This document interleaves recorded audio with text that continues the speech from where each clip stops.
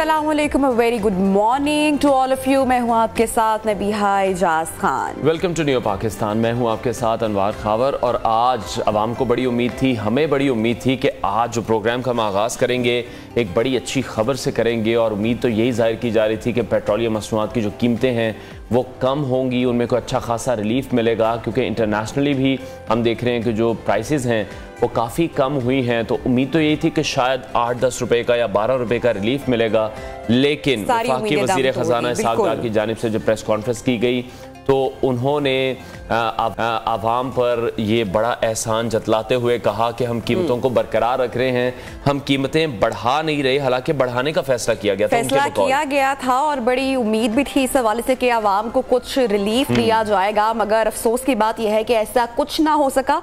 लेकिन चले, उम्मीद पर कहते हैं ना कि दुनिया कायम है, तो उम्मीद करते हैं कि जो आने वाले दिन है उसमें शायद जो है कहा यही जा रहा है या शायद कोई तोहफा मिल जाए। बहरहाल नाज़रीन, प्रोग्राम में आगे बढ़ते हैं टॉप स्टोरीज पर। समुद्री तूफान बिपरजॉय साहिलों से टकरा गया। पाकिस्तान को श्रीलंका बनाने की कोशिश, आलमी साजिश बेनकाब। जियाला मेयर कराची बन गया, जमात इस्लामी यौम स्याह मनाएगी। और नजम सेठी फिर कामयाब, एशिया कप का शेड्यूल जारी। और सबसे पहले तो बात हो रही है बिपरजॉय के हवाले से। और बहरा अरब में बनने वाला ये समुद्री तूफान बिपरजॉय पाकिस्तान और भारत के साहिल की जाने पेशकदमी कर रहा है। और इसके जो असरात है वो हम देख रहे हैं कि सामने आना शुरू हो चुके हैं। बहुत से ऐसे इलाके हैं जहाँ से इतलात ये मौसूल हो रही हैं कि जो वहाँ पर बिजली के पोल्स हैं वो गिरे हैं, छतें उड़ने के वाक़यात हो रहे हैं। हिंदुस्तान की अगर बात करें तो वहाँ पर ज़्यादा जो अलर्ट है वो जारी किया गया है। कुछ वीडियोस भी हम तक पहुँची हैं, वो आपके साथ शेयर कर रहे हैं कि कितनी जो तेज़ हवाएं हैं वो चल रही हैं। 120 से 150 किलोमीटर फी घंटा की रफ्तार से हवाएं चल रही हैं। तूफ़ान की शिद्दत में इजाफा भी कई जगहों पर देखने में आया है। लहरें जो हैं 25 से 30% जो फीट तक हैं वो बुलंद हुई हैं। और जो सिचुएशन है ऊंची हैं, तो जो सिचुएशन है इस वक्त इंडिया में भी, वो भी जो समंदर में है वो इस वक्त कुछ मनाजिर जो है हम आपको दिखा सकते हैं। बहुत सारी मुख्तलिफ फुटेजेस मौसूल हुई हैं, वायरल भी हैं ऑन सोशल मीडिया। अच्छा, यहाँ पर एक सवाल जो है वो बनता है और बड़ा अफसोस भी होता है उसको देकर के, जो सिंध गवर्नमेंट है जहाँ पर कुछ शहरों में अच्छे इंतजाम किए गए, जिनमें बदीन है, ठट्ठा है, सजावल है। वहीं अगर हम कराची की बात करें तो वहाँ पर अब तक जो है जो बिल बोर्ड्स हैं वो नहीं हटाए गए, वो वहीं पर मौजूद रहे, जिसकी वजह से बड़ा नुकसान हो सकता है। अगर भारत की बात करें तो नाज़रीन, भारत के जो साहिली इलाके हैं गुजरात के, वहां पर बिपरजॉय टकरा गया है। 10 से ज़ायद शहरों में तूफानी हवाएं हैं और जो मूसलाधार बारिश है उसने खासे बड़े पैमाने पर तबाही मचाई है। जहां तक कि पानी है वो साहिली इलाकों में दाखिल भी हुआ है। 120 से 125 किलोमीटर फी घंटा की रफ्तार से चलने वाली हवाओं से दर्जनों दरख्त और बिजली के जो खंभे हैं वो जमीन से उखड़ गए हैं। बिल्कुल। और अब ये जो बहुत शदीद समुद्री तूफान था, ये शदीद समुद्री तूफान की कैटेगरी में इस वक्त आ चुका है। तूफान के मरकज में हवाओं की रफ्तार भी 110 किलोमीटर फी घंटा है। और तूफान कल रात किसी भी वक्त भारतीय रियासत गुजरात के इलाके, अच्छा वहाँ पर जो टकराने की खबरें थी, लेकिन ये हो चुका है ऑलरेडी, ये हो चुका है, ये अपडेट हो चुका है, जहाँ तूफान के असरात बहुत ज़्यादा नुमायाँ थे। और यही कहा जा रहा है कि पाकिस्तान इंशाल्लाह तूफ़ान से महफूज रहेगा। लेकिन जो बारिशें हैं, तूफ़ान हैं, तो उसकी वजह से जो अर्बन फ्लडिंग का ख़तरा है वो स्टिल पाकिस्तान में मौजूद है। पाकिस्तान के ऐसी साहिली इलाके जो हैं जहाँ पर हमारे नुमाइंदगान भी मौजूद होंगे, उनसे भी हम वहाँ की अपडेट लेंगे, क्योंकि बेशतर ऐसे इलाके हैं जिन्हें खाली करा लिया गया है। पाकिस्तानी साहिली इलाके, केटी बंदर से तूफ़ान टकराएगा, ठट्ठा के हवाले से कहा जा रहा है, बदीन के हवाले से कहा जा रहा है, सजावल के हवाले से कहा जा रहा है कि वहाँ से अब ये तूफ़ान सिर्फ 130 किलोमीटर दूर है। ठट्ठा से स्पेसिफिकली बताया जा रहा है कि 130 किलोमीटर दूरी पर है ये तूफान। बिल्कुल ऐसे ही। अगर पाकिस्तान की बात करें तो ये भी आपको बताएंगे कितने लोगों को जो है वो सेफ मकामात पर मुंतकिल किया। हमारे साथ कॉरेस्पॉन्डेंट मौजूद हैं, ताज़ा गुल दुरानी ने हमें ज्वाइन किया। ताज़ा गुल, बताइएगा अभी वहाँ पर क्या सिचुएशन है, क्योंकि हमने देखा असरात तो आने शुरू हो गए थे, हवाएं बहुत ज़्यादा तेज़ चल रही हैं, अभी कोई नुकसान वहाँ पर हुआ है? डिटेल्स शेयर कीजिएगा। जी अनवर, केटी बंदर साहिली इलाके के हवाले से आपको बताता चलूँ कि सूरत हाल अब भी जो है केटी बंदर खारोछान की अगर हम बात करें तो वहाँ सूरत हाल इंतहाई खतरनाक है और खतरे से कम नहीं है। रात से जो है तेज तूफानी हवाओं का सिलसिला भी जारी है, समंदर में भी शदीद तुर्गयानी है, और जो है बारिश का सिलसिला भी जो है साहिली इलाकों में जो है रात गए से वक्फे से जारी है। अगर समुद्री तूफान की हम बात करें बिपर जोइल की, कल यही कहा जा रहा था कि दिन 11 बजे टकराएगा, फिर यही मीडिया पे आएगी, एनटीएमए ने बताया कि शाम, लेकिन उसकी रफ्तार थोड़ी कम पड़ गई है। अभी भी जो है समुद्री तूफान जो है केटी बंदर से नहीं टकराया गया है, और अब तक ये बताया जा रहा है कि 120 किलोमीटर अभी दूर है केटी बंदर से। तो ये आज इम्कान जाहिर किया जा रहा है कि ये किसी वक्त भी केटी बंदर से टकरा सकता है। तो अच्छा ठीक है ताज़ागुल, आप हमें मुसलसल अपडेट करते हैं डेली यहाँ से ठट्टा से। ये बताइएगा जैसा कि आप बता रहे हैं कि समंदर में तुगयानी है, हवा का जो प्रेशर है वो हम महसूस कर रहे हैं, देख रहे हैं कि वो बहुत ज्यादा है। अभी तक खुदा ना खास्ता किसी किस्म के कोई नुकसान की कोई इतला है, शेयर कीजिएगा। नहीं जी बिल्कुल। साहिली इलाके से अगर हम नुकसान की बात करें तो जानी नुकसान तो अभी तक कोई नहीं हुआ है, कोई केस रिपोर्ट हुआ है, क्योंकि इंतजामिया ने तमाम मकीन जो थे उनको महफूज मुकामात पर मुंतकिल कर दिया गया। अलबत्ता समंदर में शदीद तुफानी के बाद जो है कुछ देहात जो है दर्जन से ज्यादा देहात है जो समंदर के करीब वाक़ है, उसमें पानी दाखिल हो गया है, वो ज़ेरे आब आ गए, लोगों के घर थे कच्चे कच्चे वो उसमें डूब गए हैं, लेकिन लोग जो है यहाँ से मुंतकिल हो चुके। अभी भी तेज हवाएं साहिली इलाके में चल रही है, समंदर में शदीद तुगयानी है, और जमीनी अगर बात करें कि बंदर आसपास जो सजन वाली थी लोग जाते तो वो मुनकता हो गए बिल्कुल। और रात जो है इंतजामिया ने गुलाम फारूक से मेरी बात हुई, उन्होंने कहा कि अपने केटी बंदर जो है पाक पोस्ट के हवाले कर दिया है, और तमाम इंतजाम अब पाक पोस्ट के हवाले, और किसी भी शख्स को जो है केटी बंदर की तरफ जाने की इजाजत। ठीक है, हमारे साथ ही मौजूद रहेगा। हम बदीन का रुख करेंगे, मुर्तजा मेमन वहां पर मौजूद हैं। मुर्तजा आप बताइएगा ताज़ा तरीन वहां पर क्या सूरत हाल है, लोगों के इनखला से मुताल्लिक भी अपडेट कीजिएगा। जी बदीन की सूरत हाल ये है कि जो समुद्री तूफान जो गुजरात से टकराया है उसके बाद महकमा मौसमात का भी कहना है कि उसकी तूफान की शिद्दत जो है उसमें जो कमी आ गई है, लेकिन उसके असरात जो हैं वो मैं आपको बताऊं कि कल दोपहर से लेकर शदीद हवाओं का जो दबाव है वो ज्यादा है, तेज हवाएं और बारिश का सिलसिला कल से जारी है बदीन में। बदीन जिले के अंदर साहिली पट्टी और जितने भी शहर हैं बदीन के, कल से बारिश अभी तक सिलसिला जो है जारी है, तो उसमें लाइन जो बिजली का मुकम्मल तौर पे जो है सिस्टम खत्म हो गया है, मुनक़ता हो गई है, और बिजली 3 दिन से बंद होने की वजह से जो साहिली इलाकों के छोटे छोटे शहरों में जो टावर्स लगे हुए थे मुख्तलिफ उनके कंपनियों के, वो भी बंद हो चुके हैं। लेकिन जो जितने लोग यहाँ से जो मुंतकिल हुए हैं मुख्तलिफ कैंपों में, जो तूफान की शिद्दत की वजह से या उनके बचाव की वजह से इंतजामिया ने जिन लोगों को मुंतकिल किया कैंपों में, वो अभी तक मौजूद है। लेकिन हवाएं जो ठंडी हवाएं लग रही हैं उसमें लोगों को तकलीफ है कि शाम को सर्दी जो है बदीन में ऐसी सूरत हाल पैदा हो गई है कि बच्चे छोटे छोटे जो कैंपों में हैं, खासतौर पे औरतें हैं, तो उनको वो ठंड की वजह से वहाँ थोड़ी थोड़ी बीमारियां भी फैल रही। रात भी हमने विजिट किया था, अभी भी हम कटन शहर जो साहिली इलाके का शहर है वहां पर गए तो मुसलसल बरसात जो है अभी तक जारी है और हवाएं लग रही हैं, लेकिन अभी ये कहा जा रहा है कि तूफान की वो शिद्दत नहीं है, लेकिन उनके असरात मौजूद हैं जो अभी बारिश के उसमें शक्ल में इस इलाके में मौजूद हैं। ठीक है, मुर्तजा और ताज़ागुल आप दोनों अपना भी बहुत ख्याल रखिएगा, साथ ही मौजूद रहिए। तो ना भारत की बात की जाए तो भारत में गुजरात के साहिली इलाकों से जो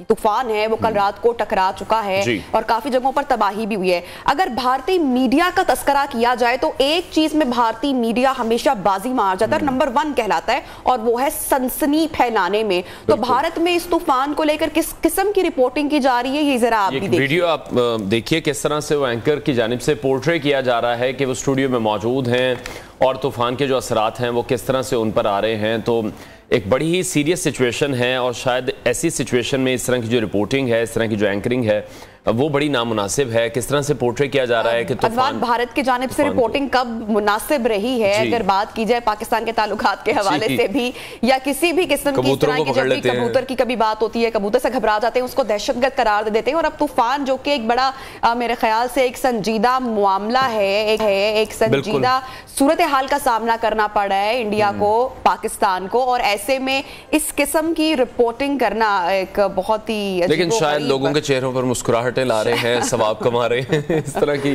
रिपोर्टिंग करके। तो वैसे दाद देनी पड़ेगी, बड़ी कमाल एक्टिंग वो कर रही हैं।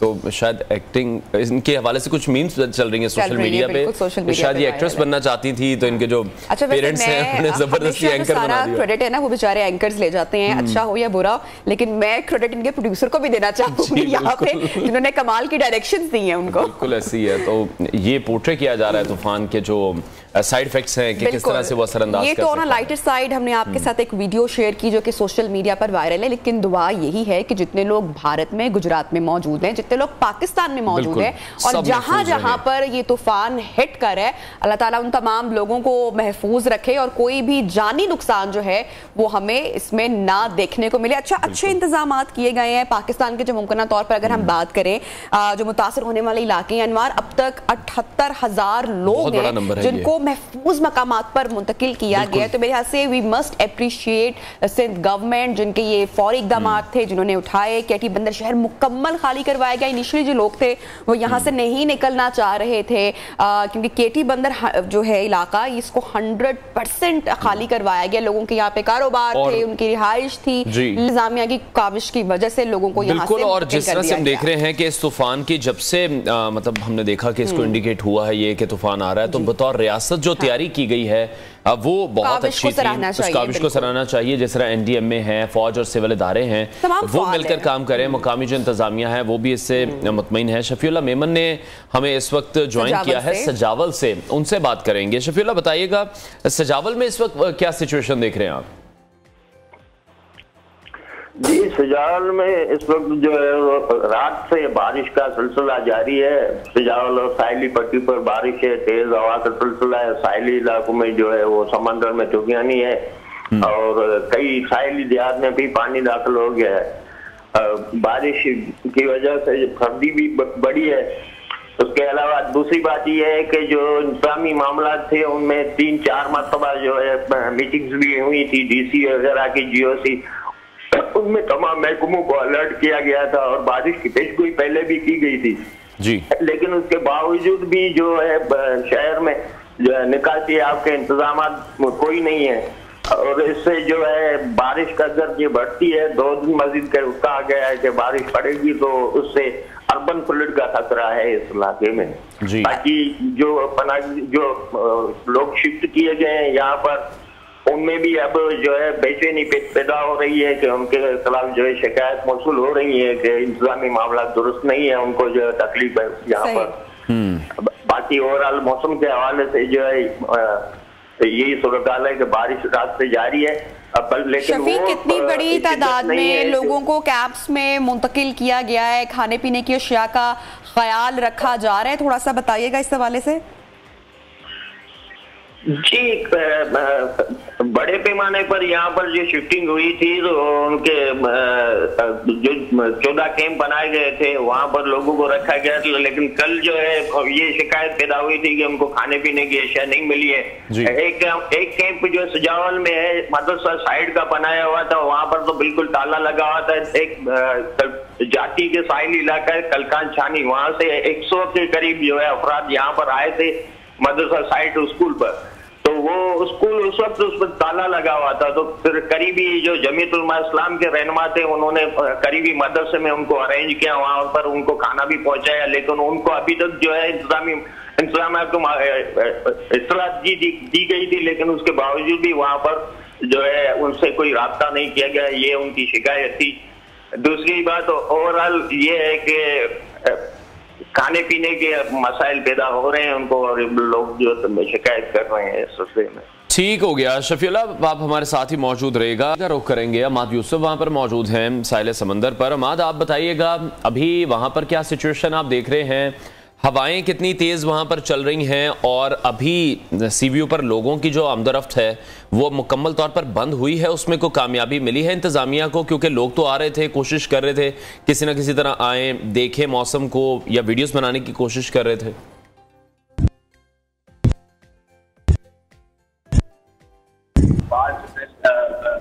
जारी कम हो गई है, लहरों की शिद्दत में कमी आ गई है। मेरे कैमरामैन मोहम्मद जुल्फिकार आपको दिखाएं मेरे कमरे, जहाँ मैं खड़ा हूँ इस वक्त जो है यहाँ पर पानी हुआ करता था जब समुद्र का तूफान और इधर आप देख सकते हैं कि पानी अभी भी खड़ा हुआ है, यहाँ मौजूद है। लहरें जब ऊपर आई थी तो इस जगह पर पानी खड़ा हुआ था, मौजूद था। उसके बाद जो है अब पानी जब पानी शिद्दत में कमी आई है तो समुद्र की लहरें नीचे हो गई, जिसकी वजह से पानी भी यहाँ पर मौजूद है। तो समुद्री तूफान के साथ खत्म के बाद यहाँ पर जो है पानी की शिद्दत कम हो गई है, लहरों में कमी आ गई है। लेकिन जो है कहा यह जा रहा है कि तूफान जो है कराची से 220 किलोमीटर के फासले पर है, जबकि बंदर से 130 किलोमीटर के फासले पर है। गुजरात में समुद्री तूफान जो है वो टकरा गया है, लेकिन अगर केटी बंदर पर टकराता है तो कराची में उसके असरात और सब होंगे, जिसके जो है पेश नजर तमाम इकदाम और जो है हाई अलर्ट जारी किया हुआ है।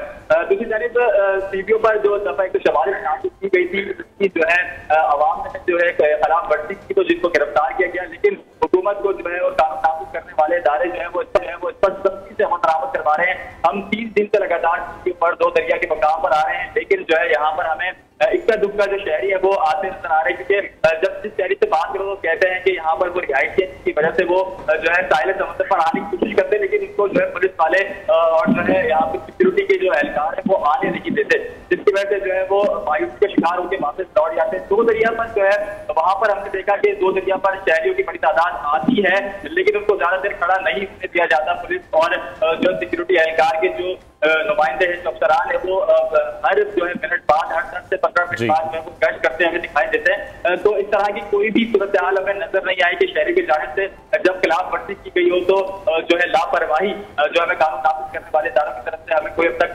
लापरवाही यहाँ पर नजर नहीं आई। खिलाफ वर्जी पर सख्ती से जो है अमल दरामद किया जा रहा है।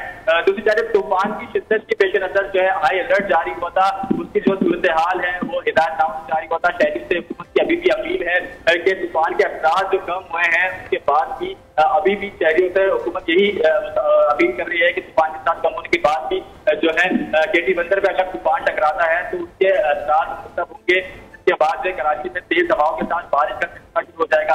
कल हमने देखा कि कराची में तेज हवाओं के साथ बारिश का सिलसिला शुरू हुआ था। मुख्तलिफ कराची के मुख्तलिफ इलाकों में तेज हवाओं के साथ बारिश होती थी, जिसमें लाठी, कोरैकी और जो है मलीर, शारा, फैसल, ये इलाके शामिल थे जहाँ पे तेज हवाओं के साथ बारिश हुई थी। लेकिन महकमा मौसमियात ने कहा था कि कराची में जो है गरज चमक के साथ बारिशों के इम्कानात हैं।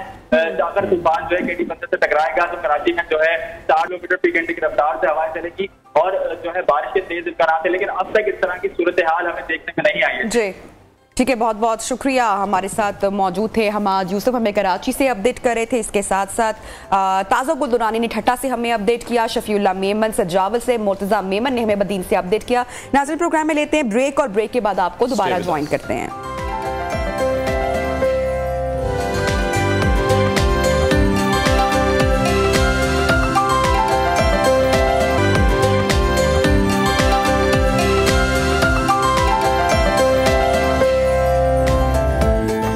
Welcome back. नाजरीन, कल वजीर खजाना ने बहुत बड़ा बयान दिया है और ऐसा लग रहा है जैसे वो तंग आ चुके हैं IMF के रवैये से। अब उन्होंने कायमा कमेटी में सवालात के जवाब देते हुए ये कहा है कि पाकिस्तान के साथ जियो पॉलिटिक्स हो रही है और पाकिस्तान को उस सतह पर लाया जा रहा है कि हम श्रीलंका बन जाएं, डिफॉल्ट करें और फिर मुज़ाकरात करें। लेकिन इसहाक डार कह रहे हैं कि हम श्रीलंका नहीं हैं। इसके साथ साथ ये भी कह रहे हैं कि IMF हो या ना हो, पाकिस्तान को कुछ नहीं होगा। बिल्कुल ऐसे ही है। और अगर हम आपको बताएं बजट की बात करें तो IMF ने नाज़रीन नए माली साल के लिए पेश किए गए बजट में हुकूमती तजावीज़ पर शदीद एतराज़ात अब आयद किए हैं और IMF का कहना है कि हुकूमत की जानिब से बजट तजावीज़ में टैक्स नेट को वसी करने का मौका गवा दिया गया है। दूसरी जानिब मोडिस ने भी कहा है कि पाकिस्तान के IMF से बेल आउट के हसूल के इम्कानात अब धुंधलाने लगे हैं। लेकिन इस पूरी सूरत हाल में अच्छी खबर यह है कि अब रूसी तेल और गैस के बाद आज़रबाईजान से सस्ती गैस की भी डील कंफर्म हो चुकी है। और ये भी आपको याद होगा कि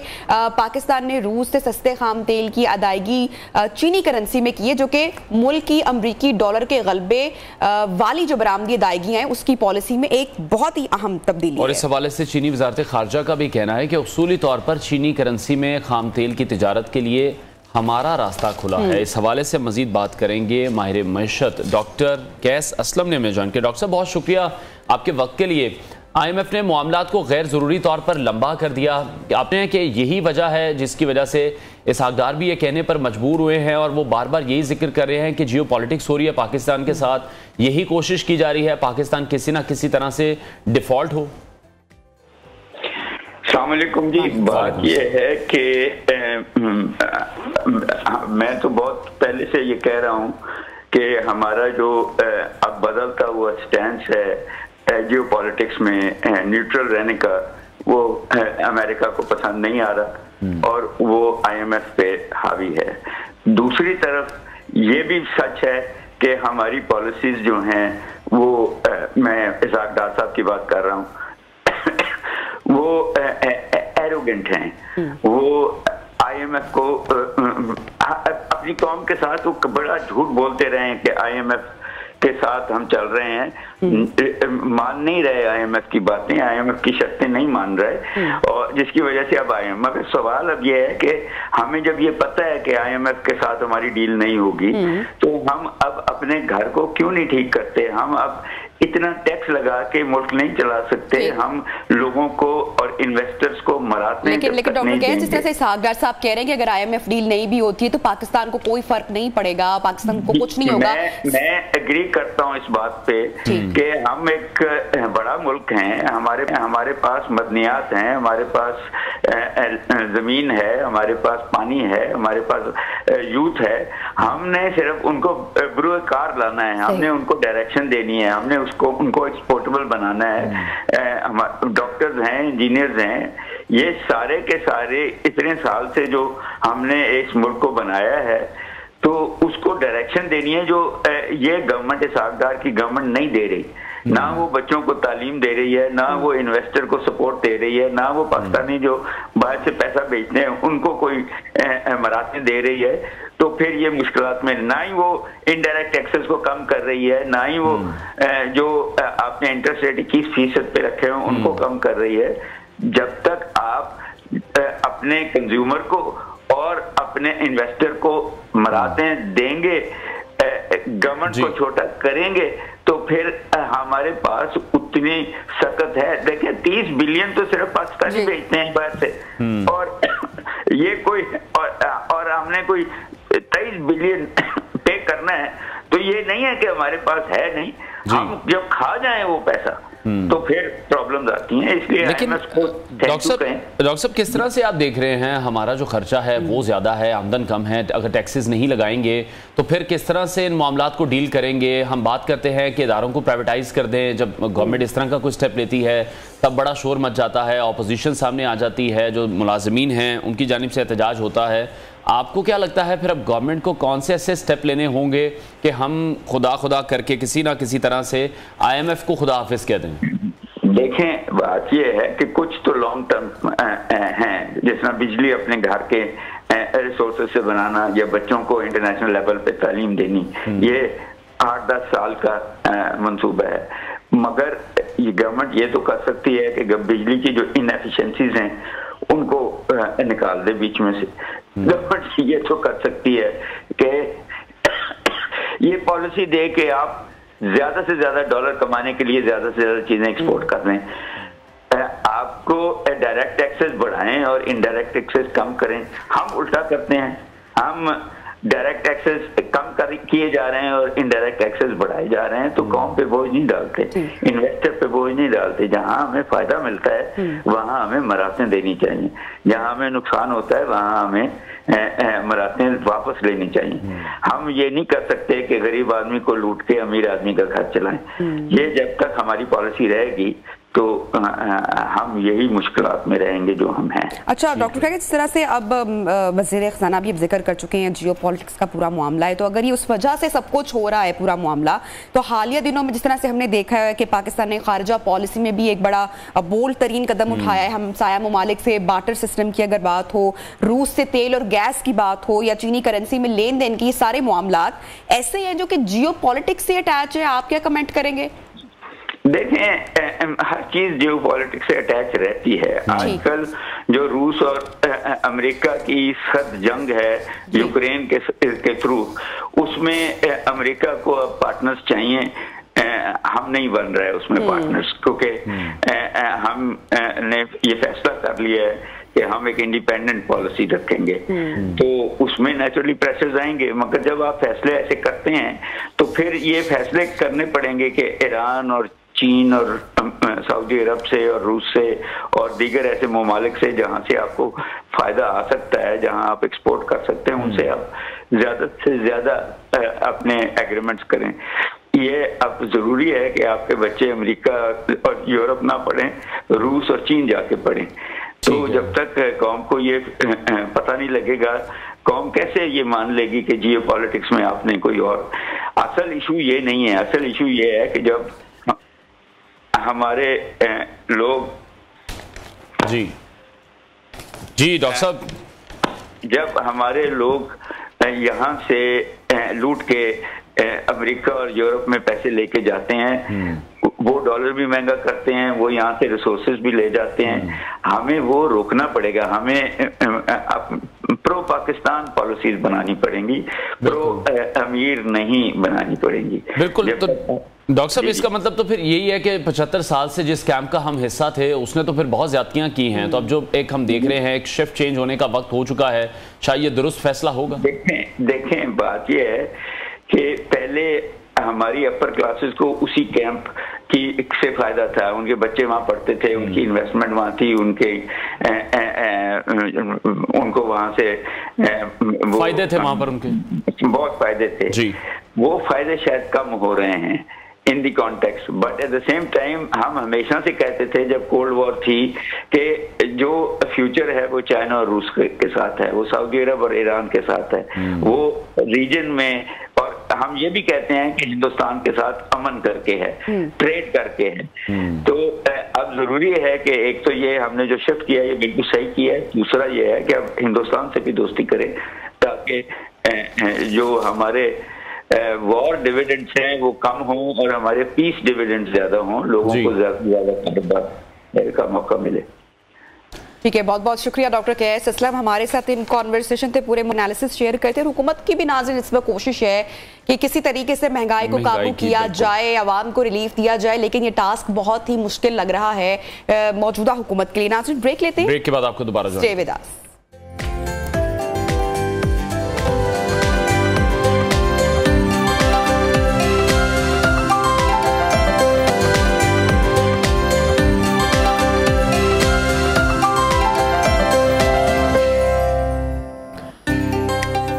welcome back once again in नेओ Pakistan. नाजरीन, तो एक मरतबा फिर से बात करते हैं समुद्री तूफान बिपरजॉय से मुतालिक, जिसने खामोश बहिरा अरब को जोश दिला दिया है। खतरा अभी मुकम्मल तौर पर टला नहीं है। सिंध हुकूमत की अगर बात की जाए, पाकिस्तान के जो इलाके जहां से ये तूफान ने टकराना है उनमें काफ़ी अच्छे इंतजाम किए गए हैं। तकरीबन 96,000 लोगों को स्केप कराया गया है, महफूज मकामात पर मुंतकिल करवाया गया है। जो तूफान की शिद्दत है उसमें थोड़ी सी, जो शदीद तूफान इसे कहा जा रहा था, नहायत शदीद तूफान, अब उसमें थोड़ी सी बेहतरी आई है। लहरें ताहाल 25 फीट बुलंद है, हवाएं 120 से 150 किलोमीटर फी घंटा की रफ्तार से ताहाल चल रही हैं। बिल्कुल, और ये समुद्री तूफान अब कराची से जो इसका फासला बताया जा रहा है वो 220 किलोमीटर की दूरी पर है और तूफानी सर्कल के अतराफ में 100 से 130 किलोमीटर की रफ्तार से हवाएं चल रही हैं इस वक्त, और जबकि इन मकामात पर भी 16 फीट तक लहरें बुलंद होंगी। समुद्री तूफान से केटी बंदर, ठट्ठा और बदीन की जो साहिली पट्टी के अतराफ के नशेबी इलाके हैं उनके होने का खदशा भी जाहिर किया जा रहा है। लास्ट सेगमेंट में हमने अपने कॉरेस्पॉन्डेंट से भी बात की है, वहाँ से जो ताज़ा तरीन अपडेट्स ली हैं, जिन इलाकों के हवाले से ज़्यादा अलर्ट जारी किए गए थे, जिनमें ठट्ठा है, सजावल है,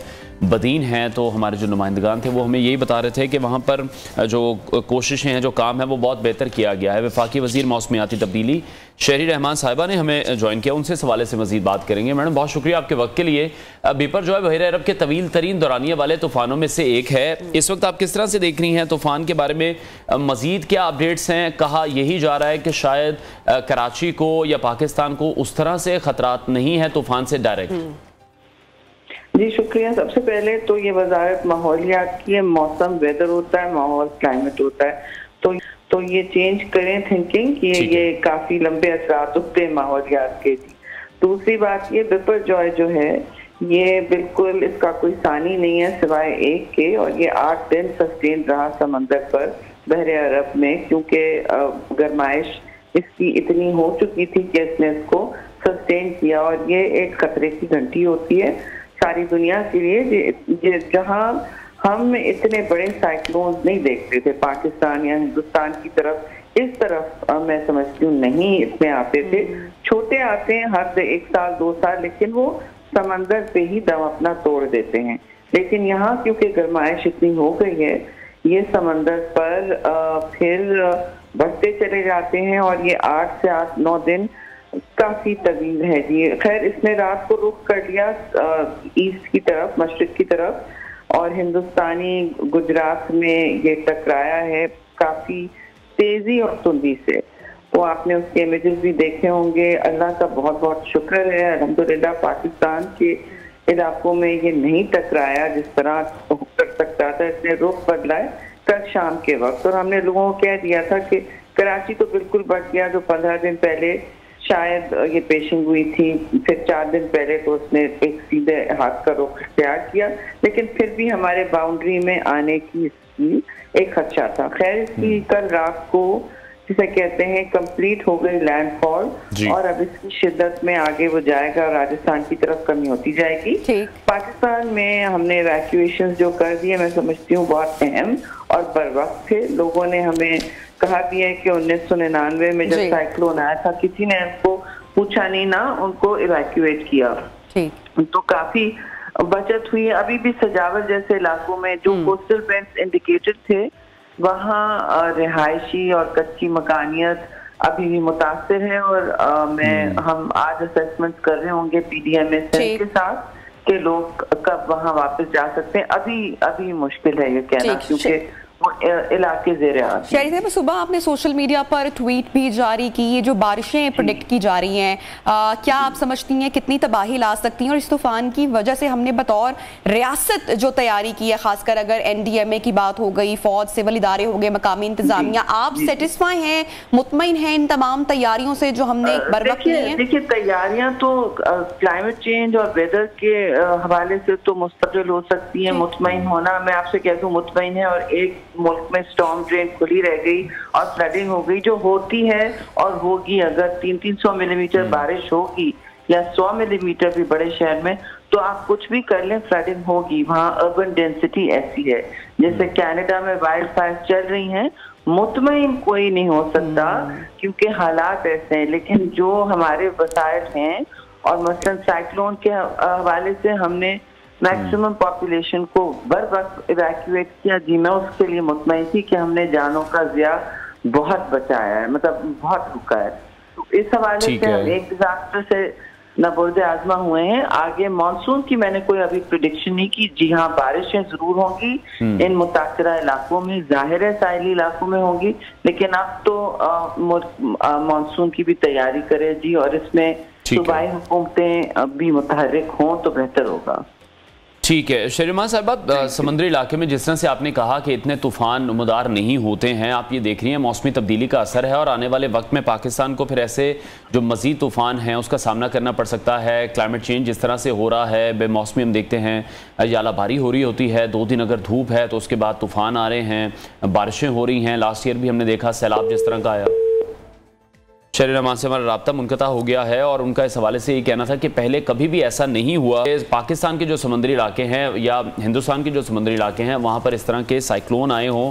तो जो मौसमियाती तब्दीली के असरात हैं वो अब नज़र आ रहे हैं, और साथ ही साथ मुस्तकबिल में अब देखना है कि पाकिस्तान को क्या इस तरह के तूफ़ानों का सामना करना पड़ सकता है। और इस तूफ़ान की वजह से जो तैयारी की गई है वो भी बहुत बेहतर रही है। जो इतलात हमें मौसूल होती रही हैं NDMA की जानिब से, सिविल जो इदारे हैं, फ़ौज की जानिब से, जो मकामी इंतज़ामिया हैं, तो सब ने जो इस सूरत हाल में मिलकर काम किया है, तो लोगों को जिस तरह से वहाँ से इवैक्यूएट किया गया है वो एक बड़ा हसन इक़दाम। बिल्कुल ऐसे ही, और जिस तरह से हम जिक्र भी कर रहे थे अपनी गुफ्तगू में कि जो यूजली जो समुद्री इलाके हैं दुनिया की अगर हम लोग बात करें तो वहाँ पर समुद्री इलाकों के नज़दीक इतने बड़े पैमाने पर जो तूफ़ान है वो इस तरीके से नमूदार नहीं होते। तो ऑब्वियसली जो कुछ भी हो रहा है, ये मौसमियाती तब्दीली का, जो क्लाइमेट चेंज की हम एक जिक्र कर रहे हैं, ये उसका असर है, और मुस्तकबिल में भी हो सकता है कि हमें इस तरह के जो तूफ़ान है उनका सामना करना पड़े। तो ऐसे में लेकिन साथ ही साथ जो हमारी साहिली पट्टी है वो बड़ी गैर तरक्की याफ्ता है। यहाँ पर जो माहीगीरों की वसाइल भी हमारे पास, वहाँ पर जो रिहायशी सहूलियात हैं वो बहुत नाकिस हैं, वसाइल वहाँ पर मौजूद नहीं हैं। तो शायद अब उन पर भी काम करने की जरूरत है,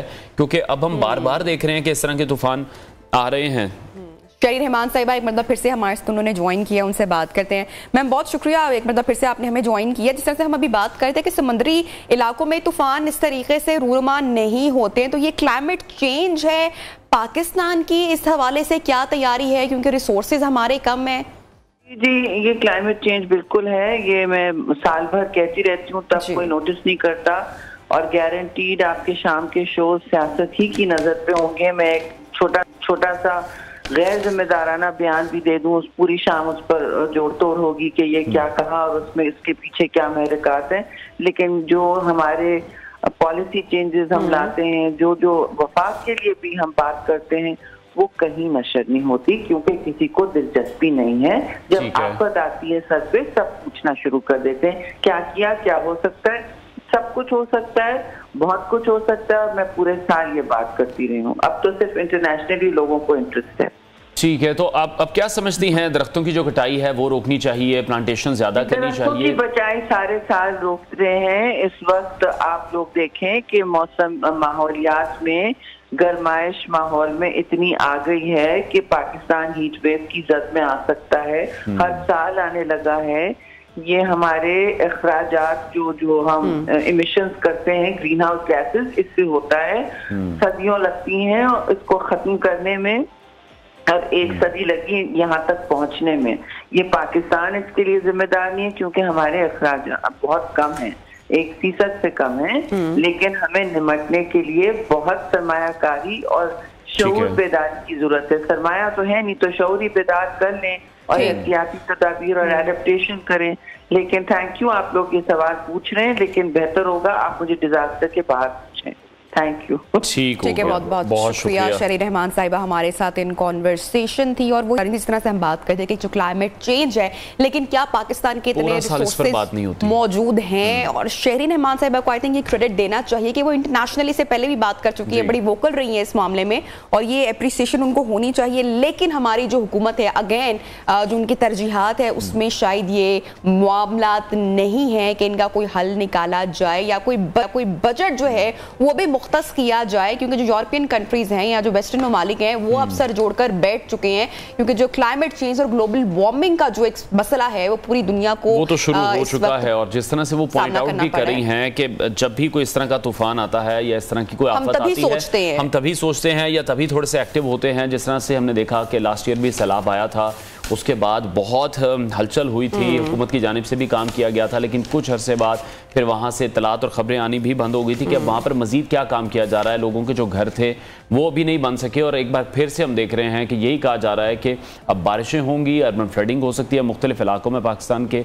तो फिर से जो लोग हैं वो खुदा न खास्ता उनके जो घर हैं, जो कच्चे मकानात हैं, उनका खतरा होता है। लोगों को जो अपना घर है वो छोड़ के दूसरी जगह शिफ्ट होना। बिल्कुल, ये तूफान से मुतालिक हमने आपको नाज़रीन अपडेट किया। ब्रेक लेते हैं, हेडलाइंस ब्रेक के बाद प्रोग्राम को आगे साथ रहिए।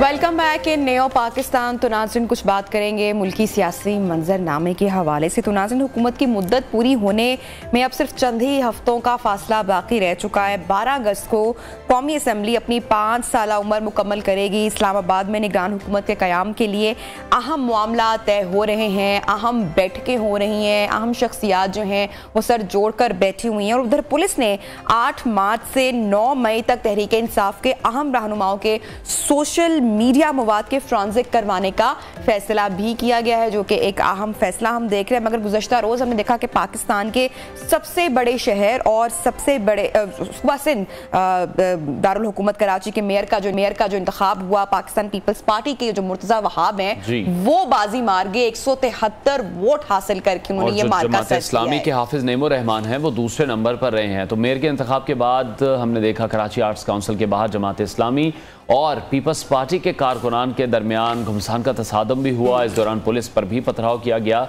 जबकि मुतअद्दिद गाड़ियों के शीशे भी तोड़े गए। और जमात इस्लामी ने इलेक्शन के नताइज तस्लीम ना करते हुए आज मुल्क भर में यौम स्याह मनाने का ऐलान किया है। और पहले ही जब कल हम बात कर रहे थे, डिप्टी अमीर जमात इस्लामी उसामा रजी हमारे साथ थे, तो उन्होंने कहा था कि किसी भी सूरत ये जो फैसला है इसको तस्लीम नहीं किया जाएगा। सीनियर एनालिस्ट नासिर बेग चौथाई साहब ने हमें ज्वाइन किया है। बेग साहब, बहुत शुक्रिया आपके वक्त के लिए। कल का जो मामला हुआ है उस पर बहुत ज़्यादा तनकीद की जा रही है क्योंकि नंबर गेम जमात इस्लामी के हक़ में थी।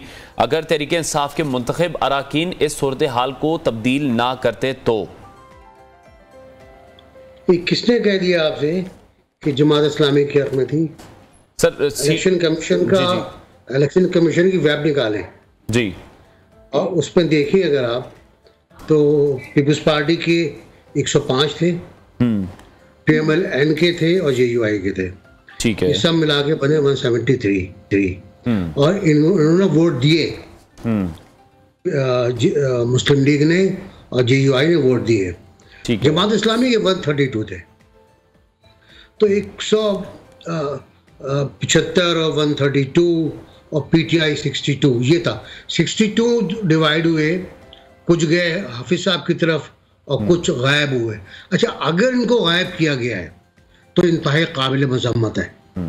मैं बहुत क्लियर बात करता हूँ कि अगर ये लापता किए गए हैं तो ये काबिल मजम्मत है, काबिल ताज़ीर है। और जमात इस्लामी को चाहिए था कि वो इनकी हब्से बेजा की रिट फाइल करते, इनकी बाजियाबी की रिट फाइल करते।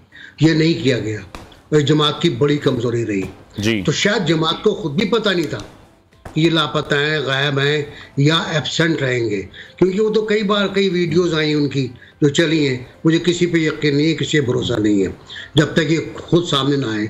लेकिन इस दौरान ये हुआ जो कहीं पर खबर नहीं आई कि पीटीआई को कराची लेकिन जिस तरह से पीटीआई के लोग गायब हुए, पीटीआई बिल्कुल मंजरनामे से गायब दिखाई दे रही। जमात इस्लामी तो पूरा शोर शराबा कर रहे हैं, यौम स्याह भी सेलिब्रेट कर रहे हैं, मना रहे हैं, लेकिन भाई जी कोर्ट जाते ना। अच्छा, बाजियाबी के लिए रिट पिटीशन का राइट है आपके पास, कोई भी गायब हो जाता है। देखिए ना, लोग गायब हो रहे हैं पीटीआई के पंजाब में, रिट जाती है, बाजियाब हो जाते हैं, सिंपल सी कहानी है। अब यहाँ पर ये बात है कि जब पीटीआई डिवाइडेड है, पीटीआई डिवाइडेड कहाँ है ये आपको अंदाजा है। इस्लामाबाद, बनी गाला, जमा पार्क से मरकजी लीडरशिप जो है वो लापता है, गायब है या गिरफ्तार है, जो कुछ भी है। तो नीचे वाले तो बेचारे ये तो यूसी के मेंबर हैं, तो सड़कों पे घूमने वाले बच्चे हैं जो मुंतखब हुए थे। और इनके साथ जो हुआ है पीटीआई के साथ, वो पीटीआई के अपनी कराची में क़यादत की नाहली है। हरी मादल शेख साहब गायब हैं, चीमा साहब गायब हैं, अली जैदी साहब जिन्होंने कहा था मेरी गोली मार दो सर पे, मैं नहीं जाऊँगा पीटीआई छोड़कर, वो चले गए। फिरदौस शमीम नकवी साहब आए, जेल से लाया गया उनको बड़े एहतराम के साथ, उन्होंने वोट नहीं दिया। कहने लगे मैं वोट नहीं दे रहा भाई, अगर मैं यहाँ वोट दूंगा तो मेरी MP की जो वो है मेंबरशिप वो ख़त्म हो जाएगी, तो उन्होंने वोट नहीं दिया। तो ये बहुत से मसाइल हैं, लेकिन इनकी इंक्वायरी होनी चाहिए, तफ्तीश होनी चाहिए। ये कहना कि मैंडेट पीटीआई जमात इस्लामी का था, गलत है। इंडिविजुअल मैंडेट पीपल्स पार्टी के पास था। दूसरे बेग साहब, आप समझते हैं बड़ा एक अहम मौका था जमात इस्लामी के पास एक बार फिर से कराची में अपनी ताकत दिखाने का। उनके जो वोटर्स थे उन्होंने तो वोट उन्होंने दिए, लेकिन शायद सियासी बिसात पर जो आसिफ जरदारी है मुकाबला तो फिर उन्हीं से था, तो उसमें शिकस्त होगी। फिर जमात इस्लामी को एक अच्छा मौका था जो ज़ाया हो गया उनसे। 2015 के इंतखाबात में जमात इस्लामी 1 2 3 4 5 5वें नंबर पर आई थी जी। मेरे पास तो मतलब फिगर लेके बात करता हूँ ना जी। 2015 के इंतखाबात में जमात इस्लामी की 7 सीटें थी, 7 और पहले नंबर पर MKM थी, दूसरे पे पीपल्स पार्टी थी, तीसरे पे PMLN थी और चौथे पे PTI थी और 5वें पर जमात इस्लामी थी। इसी तरह 2015 के इंतखाबात में वसीम अख्तर 196 वोट लेकर मेयर मुंतखब हुए थे और पीपल्स पार्टी ने 98 वोट लिए थे। तो ये 1 और 2 तो वो ही चल रहा है। एक बात तो मैं बताऊं आपको, जो कहते लापता कर दिया गया, एक इंतखाब हुआ था जिसमें ताजदर साहब उम्मीदवार थे, उनकी अक्सरियत थी, उनके 4 काउंसलर्स को लापता कर दिया गया। जेल भेज दिया गया और जेल से लाया नहीं गया। चुनाव जमात इस्लामी के 17 अफगानी साहब मुंतखब हो गए। ये हिस्ट्री है, मतलब कोई लिखा हुआ है, सब लिखा हुआ है। ये मैं कुछ अपनी तरफ बात नहीं कर रहा। बात यह है कि पीटीआई की जो लीडरशिप है जी, वो यहाँ नाकारा साबित हुई। उसने कोई विप जारी नहीं की। आखिरी दिन उनका फरमान आता है हलीम आदिल शेख साहब का, जो लापता है, गायब है, कि भाई फला को वोट दे दो। उन्होंने कहा क्यों वोट दें आपने कभी हमसे मुलाकात नहीं की, कभी मीटिंग नहीं की, कभी मशवरा नहीं किया, जमात इस्लामी से इत्तेहाद करते हुए मशवरा नहीं किया। एक जमा पाक से खत आ गया कि उनको वोट दे दो, तो फिर वो जुमला लड़के ने कहा कि हम गुलाम हैं कोई। तो ये मसाइल हैं कराची में पीटीआई के, बल्कि अब तो हर जगह पर है। खैर, कराची को छोड़ दें आप, कराची में तो बहुत निचली सतह के मसाइल हैं, ये उनको ऊपर देखना पड़ेगा। जहाँ कल अपने बड़े प्यारे दोस्त हैं हमारे असद उमर, वो कह रहे थे मुल्क की तरक्की जवाल पजीर है। मुल्क की तरक्की कहाँ से जवाल पजीर है, ये उन्हीं से पूछ लीजिएगा आप। अब जमात इस्लामी के बारे में बहुत सी बातें आ रही हैं। मेरा ख्याल है बहुत कामयाब कैंपेन थी जमात इस्लामी की, बहुत तगड़ी कैंपेन थी सोशल मीडिया पर।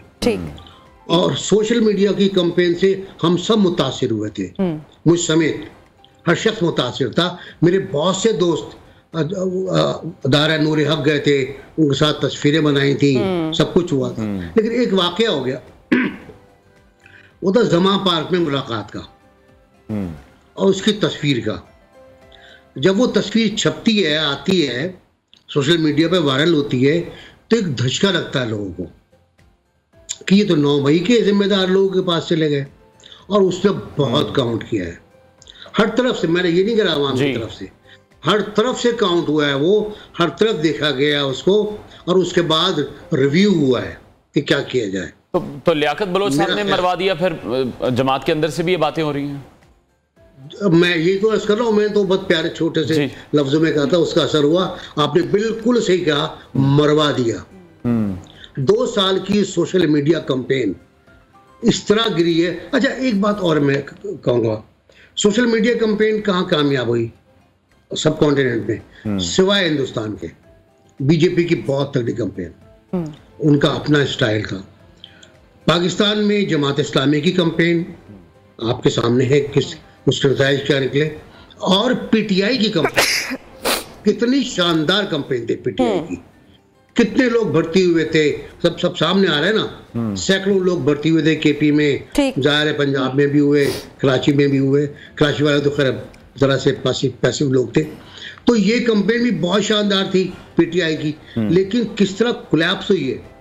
House of fact. अच्छा बेग साहब, अब जरा पीपल्स पार्टी पर भी आ जाते हैं। कराची की जो मेयरशिप का ताज है, तो वो पीपल्स पार्टी के सर है। पीपल्स पार्टी के लिए कितनी अहम है मेयरशिप? इतना बड़ा शहर है, मसाइल और वसाइल दोनों के अंबार लगे हुए हैं, जो कि हल नहीं हो पा रहे लंबे दौरानी से, तवील अरसे से। किस तरह से देखते हैं आप? देखिए, ये नाकामी है पीपल्स पार्टी की कि उसने इतना अरसा गुजार दिया और कोई सीरियस तवज्जो नहीं दी।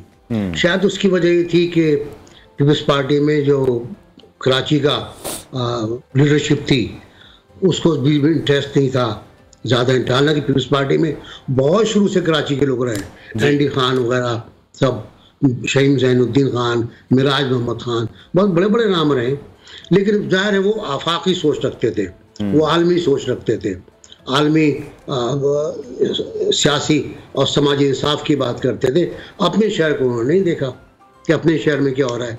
लेकिन अगर जुल्फ़िकार अली भुट्टो को आप देखें, तो जुल्फ़िकार अली भुट्टो ने आइंदिया कादियानी फला दिया और स्टील वो कैदियों को लेकर आया, बहुत कारनामे उनके। लेकिन एक बड़ा कारनामा उनका कराची का इंफ्रास्ट्रक्चर की। अयूब खान ने बहुत काम किया था उस वक्त कराची में, भुट्टो साहब ने बहुत काम किया था। शारा फैसल वगैरह जो देखती है ना आप, ये सब वही दौर है। स्टील मिल है, फिर उसके बाद कराची की पोर्ट को अपग्रेड करना है, पोर्ट कासिम का संग बुनियाद है। कराची की बस्तियां, गुलशन इकबाल की तामीर है, गुलिस्तान हिजरी की तामीर है, गुलिस्तान जौहर की तामीर है। ये उनके बड़े मेगा प्रोजेक्ट थे उनके, जो उन्होंने फिर उसके बाद ये सब अपने घरों को चले गए और माशाल्लाह लग गया, कोड़े शोड़े पड़े इन लोगों को। लेकिन जब वापस आए तो उस जोश से नहीं आए जो जोश भुट्टो साहब छोड़ गए थे। वो विरसा उनको मिला जरूर, उस विरसे पे अमल नहीं किया। इन 15 सालों में कुछ नहीं किया, लेकिन एक बात बता दूं मैं आपको, इन 2 सालों में काम हुआ है। अच्छा। मैंने आपके प्रोग्राम में शायद कहा था कि गौर से देखते रहें पीपल्स पार्टी को कि वो क्या क्या काम कर रही है। अब डिफेंस अगर आप कराची का देखा हो, और डिफेंस से सुपर हाईवे तकरीबन 2 घंटे का फासला है। अगर आप ट्रैवल करें बाई कार, बेहतरीन कार के अंदर, तो 2 घंटे 1.5 घंटे का फासला है। वहां से एक मली रिवर बाईपास बन रहा है जो ये फासला 40 से 45 मिनट कर देगा। बहुत से ब्रिज बने, बहुत से अंडरपासेस बने, बहुत से मेगा प्रोजेक्ट आ रहे हैं। तो और ये मुर्तजा वहाब के ज़माने में हुआ। एक बात कहूँ मैं आपको, इससे पहले भी थे बल्दियात के इंचार्ज, लेकिन जब मुर्तजा वहाब को दिया गया तो मुर्तजा वहाब ने ये काम किए, प्रोजेक्ट दिए, लड़ाई की, पैसे लिए उसने, और उसको फिर इनकरेज किया गया। ठीक है, बड़े प्रोजेक्ट उनके पास थे, उस पर अमल हुआ। तो इसकी वजह से जो उनके मरूसी इलाका या सियासी अड्डे हैं, किमाड़ी है, कोरंगी है, मलीर है, ठीक है, और कई इलाके बल्दिया टाउन वगैरह, वो तो उनको मिलने थे। वो तो कोई मस्त 2 नंबर अभी तो फिर वो मसले नहीं आएंगे जो माजी में आते रहे हैं कि फंड्स नहीं मिलेंगे, इख्तियारात नहीं मिलेंगे। अब तो सूबाई हुकूमत भी इन्हीं की है, मेयर भी इन्हीं का है। कोई जवाब नहीं, इस बात का कोई जवाब नहीं है कि इख्तियार नहीं है। और मुर्तजा ने कल कहा है ये। अच्छा, मुर्तजा से एक थोड़ी सी, हाफिज साहब से बहुत अच्छी दोस्ती है मेरी, हाफिज नईमुर रहमान से बड़ा प्यार है उनसे, बड़ा अच्छे ताल्लुकात हैं। मुर्तजा वहाब से जो हम लोगों की सहाफ़ियों की खास तौर से एक यादल्ला है, दोस्ती है। उनके वालिद साहब, उनके वालदा साहब हैं। वालिद साहब उनके कराची के बहुत अच्छे डिबेटर थे, एक अखबार के एडिटर थे वीकली के। फौजिया वहाब साहबा हमको डांटती भी रहती थी, बातें भी करती थी, प्यार भी करती थी। तो वो एक घरेलू वो था, तो ये खेलते रहते थे, नजर आते थे लोग खेलते हुए। तो ये वो ये तो एक उनसे वो है, और काम का बंदा है। एक खास बात ये, जुगाड़ नहीं करता, काम का बंदा है, और जाहिर उस पर दबाव बहुत है। उम्मीद करते हैं कि कराची के लिए काम हो, जो मसले मसाइल हैं वो सॉल्व हो। लेकिन जो जमात इस्लामी ने इस वक्त वावेला मचाया हुआ है, वो उसको आप किस तरह से देख? कभी नहीं। अच्छा, अब या कभी नहीं। ठीक है, पीपल्स पार्टी के लिए बेग साहब, अभी जिस तरह से आप कह रहे हैं मुर्तजा वहाब कैपेबल हैं, लेकिन एक और चीज़ है जो मैं आपके सामने रखना चाहूँगा, फिर उस पर आप कमेंट कीजिएगा कि किसी भी यूसी से वो इलेक्शन जीत कर नहीं आए, बल्कि ऊपर से लाए गए हैं। ये भी कोई अच्छी रवायत तो नहीं है। तो मेयर ने ही अगर इंतखाब ही नहीं लड़ा, पीपल्स पार्टी ने ये तरमीम की है, इसको किस तरह से देख रहे हैं? या फिर हम इस बात पर आ जाएं कि वो कैपेबल हैं, काम बड़ा अच्छा करेंगे, इन तमाम बातों को साइड पे रखा जा सकता है? अगर वो जीत के आते बहुत अच्छा होता, अगर वो जीत के आते बहुत अच्छा होता, लेकिन मेरे ख्याल में पाकिस्तान की आइन में और SOPs में और रूल्स में ये गुंजाइश मौजूद है। शौकत अजीज प्राइम मिनिस्टर थे पाकिस्तान के, जी, मुंतखब नहीं थे। हमारे कई वज़रा मुंतखब नहीं थे, मुंतखब होकर दोबारा आए वो।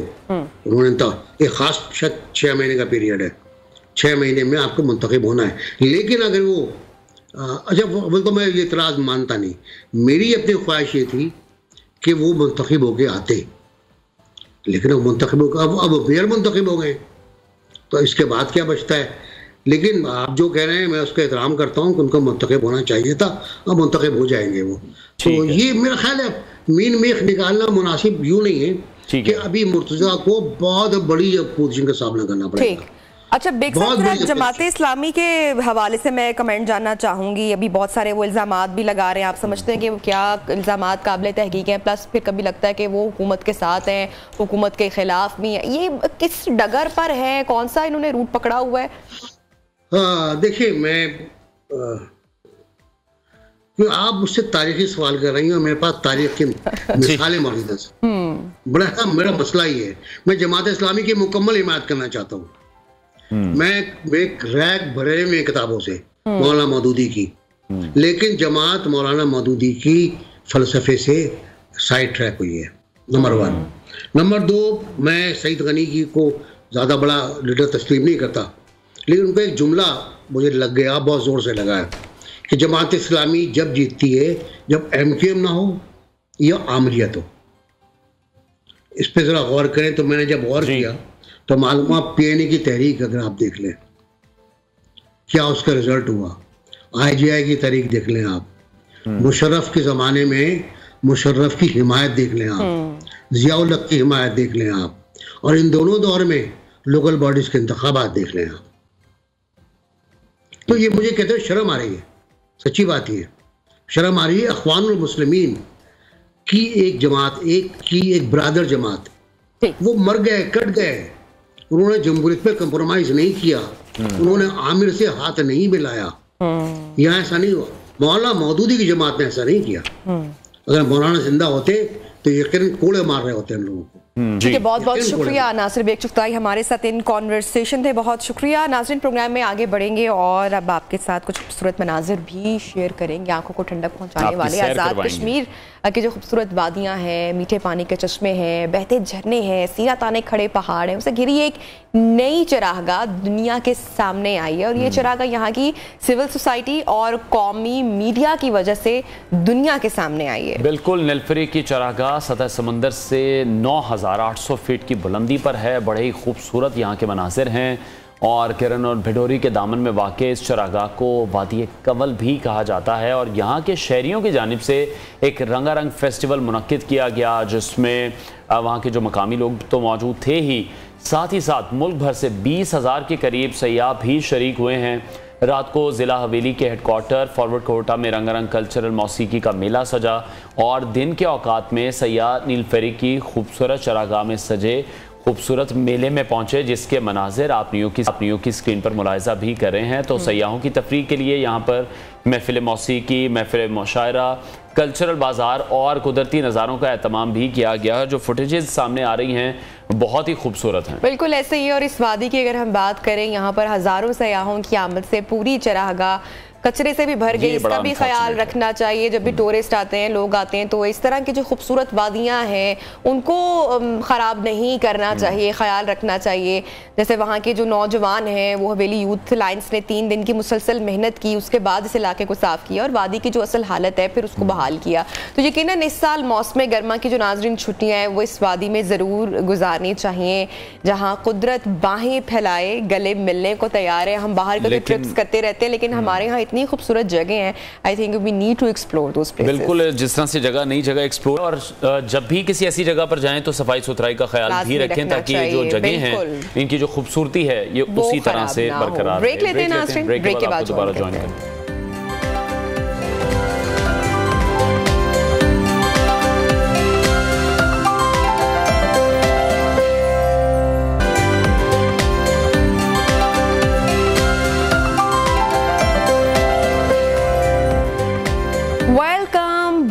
एशिया कप होगा नहीं होगा, एशिया कप कहां होगा, एशिया कप पाकिस्तान में शिरकत से इनकार कर क्या तमाम ये बातें, ये सवालात अनवार हम बार बार मुसलसल कर करके, तो अब नाज़रीन इसका जो जवाब है वो मिल चुका है। अभी सारी अफवाहें और खबरें पुरानी हो चुकी हैं। अब बाकायदा तौर पर एशिया कप के इनकाद का ऐलान किया जा चुका है और 2023 के लिए पाकिस्तान का जो हाइब्रिड मॉडल है एशियन क्रिकेट काउंसिल उसने मंजूर कर लिया। बिल्कुल, एशिया कप 31 अगस्त से 17 सितंबर तक खेला जाएगा। पाकिस्तान क्रिकेट बोर्ड की मैनेजमेंट कमेटी के सरबरा नजम सेठी ने हाइब्रिड मॉडल मंजूर करने पर एशियन क्रिकेट काउंसिल का शुक्रिया भी अदा किया है।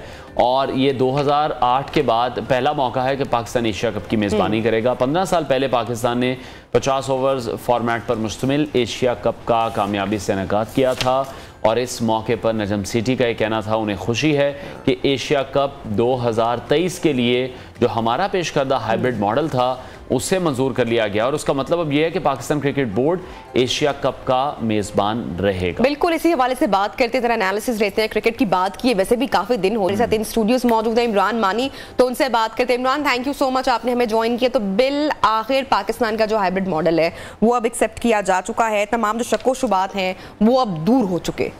ठीक है, हाइब्रिड मॉडल मंजूर किया जा चुका है, अच्छी बात है पाकिस्तान के लिए। बिल्कुल आपको ये लेकिन तशवीश में डाल रहा है। बात ये कि मैं ये सोच रहा हूँ कि इस पे हम कल से हम ये बात करें कि पाकिस्तान जीत गया, हमारी जीत हो गई।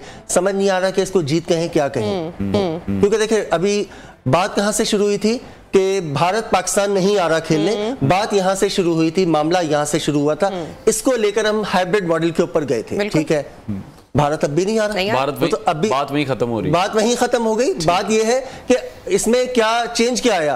पहले यह था कि भारत नहीं आएगा, बाकी मैचेस पाकिस्तान में होंगे। अब क्या हुआ? भारत भी नहीं आएगा, 9 मैचेस श्रीलंका में होंगे, ज्यादा मैचेस जो है। तो अब आप खुद फैसला कर सकते हैं कि ये इसको हम जीत कहें या क्या। बहरहाल ना होने से होना बेहतर है, वो बात अपनी जगह फैक्ट मौजूद है कि ठीक है पाकिस्तान में क्रिकेट आएगी, वर्ल्ड कप से पहले आपको एशिया कप खेलने का मौका मिलेगा, आपको एक तैयारी मिलेगी वनडे फॉर्मेट की।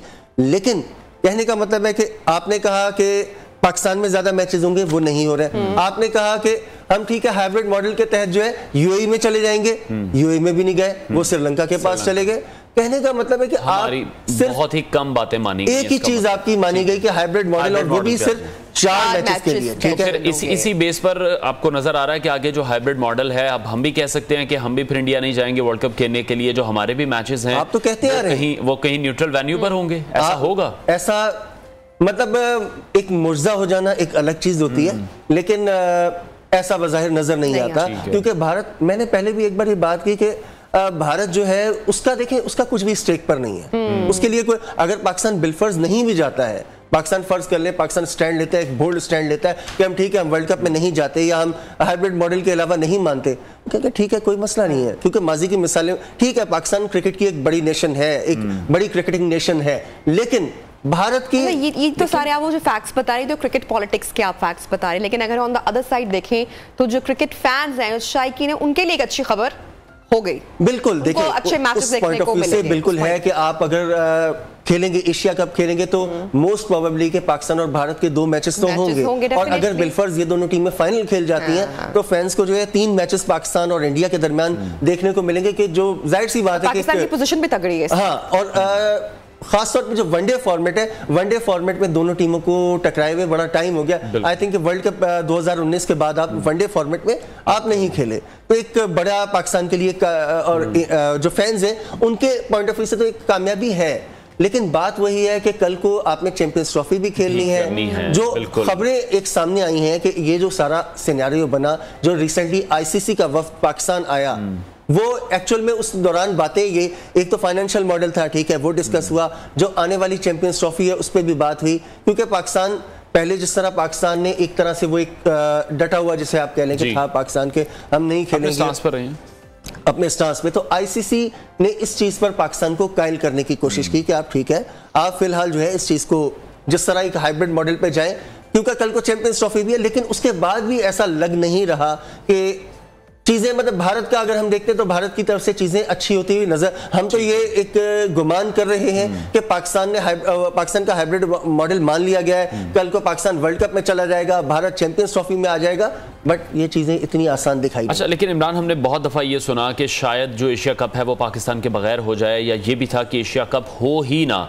जब हम ये बात करते हैं कि इंडिया का कुछ भी स्टेक पर नहीं है, तो मेरा ख्याल है अब ऐसा नहीं है। जितनी व्यूवरशिप पाकिस्तान इंडिया के मैच की है, जो ब्रॉडकास्टर्स हैं, तो उनकी वजह से भी अब इंडिया पर भी तो एक प्रेशर है कि अगर पाकिस्तान भारत का मैच ही नहीं होता किसी भी ऐसे बड़े इवेंट में, तो उस इवेंट का तो मजा नहीं आएगा। नहीं, वो अपनी जगह वो बात ठीक है कि मतलब जो एक पाक भारत जो मैच होता है उसकी जो आमदन होती है, जो भी ब्रॉडकास्टर्स के मसाइल हैं, वो अपनी जगह, वो बात मैंने की वर्ल्ड कप के पॉइंट ऑफ व्यू से। जो अभी हम एशिया कप की बात कर रहे हैं ना, एशिया कप पे तो आप मतलब ये जो आपने बात की कि हम कह रहे थे कि पाकिस्तान के बगैर हो जाएगा, ये सारा प्रोपेगेंडा था इंडियन मीडिया का, कि जो पहले आप देखें ना, खुद ब खुद सारी चीजें कल जो है वो सारी चीजें खत्म हो गई। जो हम पहले भी कहते आ रहे थे कि इंडियन मीडिया, उन्होंने पहले क्या कहा कि पाकिस्तान से चला जाएगा, पूरा का पूरा चला जाएगा, फिर कहा पाकिस्तान के बगैर होगा।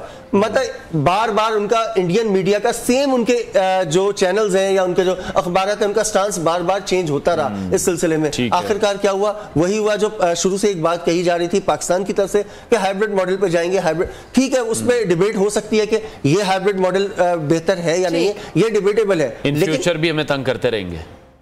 जी हाँ।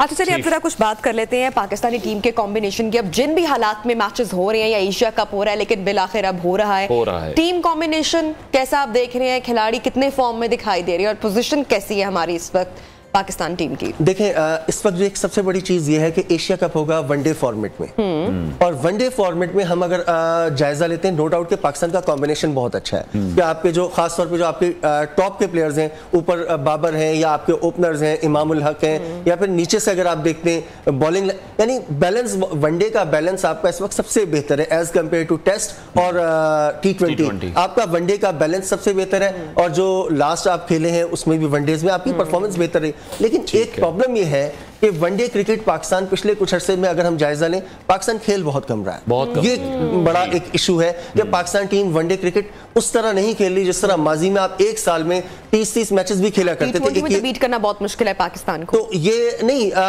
मतलब इन कंडीशंस के लिए पाकिस्तान हो या श्रीलंका हो, श्रीलंका बहरहाल थोड़ा सा भी पीछे है, यहाँ पर पाकिस्तान को इंडिया तो है ही, इंडिया मतलब एक इंडिया की स्टैंडिंग है। आपको बताऊं कि अफगानिस्तान जो है ना, ये इन कंडीशंस में बाज टीमों को मसले में डाल सकते हैं, क्योंकि उसके जो स्पिनर्स हैं, हाँ। खेलना इतना आसान नहीं है इन कंडीशंस में। इन कंडीशंस के लिए आइडियल है अफगान स्पिनर्स हैं। तो ये एक थोड़ा सा कंसर्न है कि पाकिस्तान का जो मैच प्रैक्टिस की कमी है, ये एक स्पिनर्स भी हमारे पास, हमने पहले भी इस पर बहुत बार बात की है, स्पिनर्स का भी इशू है, क्योंकि देखिए T20 हम आमतौर पर आइडियलाइज करते हैं, T20 क्रिकेट की बात करते हैं, T20 क्रिकेट में आपको 4 ओवर करने होते हैं, यहाँ पर आपको पूरा एक 10 ओवर का स्पेल होता है। तो उसके लिहाज से आपको एक जो स्पेशलिस्ट स्पिनर्स हैं, ठीक है शादाब भी हैं या नवाज भी हैं, लेकिन ठीक है, लेकिन यहाँ इमाद वसीम है, यहाँ पर जैसे उसामा मीर इस वक्त पाकिस्तान कैरी कर रहे हैं उनको कुछ अरसे से, तो इस तरह एक जो यानी स्पेशलिस्ट स्पिनर होता है वो आपके लिए ज्यादा वैल्यूएबल हो सकता है। ठीक है, बहुत शुक्रिया। स्पोर्ट्स एनालिस्ट इमरान मानी हमारे साथ इन कॉन्वर्सेशन थे, और बेस्ट विशेस हैं टीम पाकिस्तान के लिए, क्योंकि अब एशिया कप फाइनली हो रहा है, तो पाकिस्तानी टीम को, इंडिया को खुसूसी तौर पर हम चाहते हैं कि वो जो एक मैच है बड़ा तगड़ा मैच, और पाकिस्तानी टीम उसमें फतह जरूर अपने नाम। ब्रेक लेते हैं, ब्रेक के बाद ज्वाइन करते हैं।